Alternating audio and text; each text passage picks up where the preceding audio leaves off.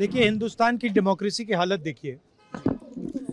300 MPs election commission से मिलना चाहते हैं और कहते हैं कि हम डेलीगेशन लेके आएंगे, हम आपको एक डॉक्यूमेंट देना चाहते हैं। इलेक्शन कमीशन कहता है नहीं, 300 एमपीज नहीं आ सकते हैं।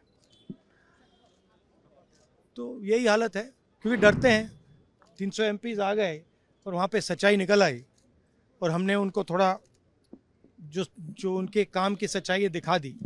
दैट इज़ वाई ये जो लड़ाई है, मैं थोड़ा क्लियरली बोलना चाहता हूँ। देखिए, अब ये राजनीतिक लड़ाई से आगे निकल गई है। देखिए, हिंदुस्तान की डेमोक्रेसी की हालत देखिए।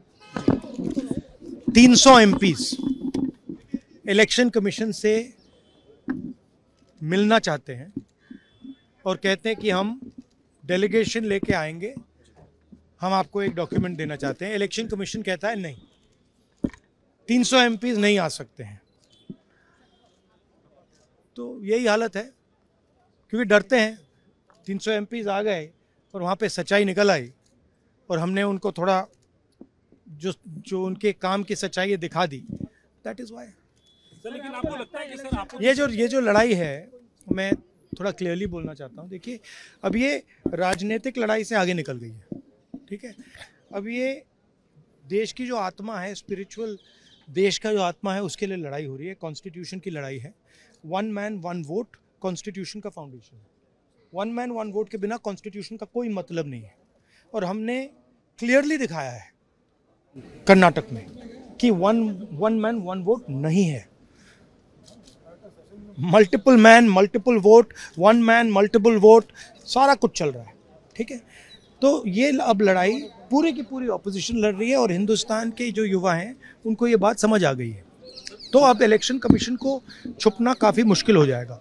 वो आपको कहता है कि आप साइन नोटिस का जवाब आप दे देंगे क्या? एफिडेविट अरे भाई, उन्हीं का डेटा है, वो अपने वेबसाइट से वही डेटा निकाल दें।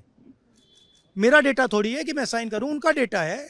आप उठाइए अपना डेटा, हमने आपको ही दिया है, आप उसको अपने वेबसाइट में लगा दीजिए, पता लग जाएगा आपको। मतलब डिस्ट्रैक्ट करने का काम है।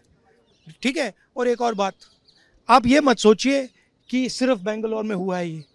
ये देश में अलग अलग कंस्टिट्यूंसीज में हुआ है और इलेक्शन कमीशन जानता है। इलेक्शन कमीशन जानता है कि वो उसका जो डेटा है वो फटेगा। जो उसको अभी वो कंट्रोल करने की कोशिश कर रहा है, छुपाने की कोशिश कर रहा है, उसको हम निकाल देंगे। ठीक है, और वो फटेगा, वो जानता है।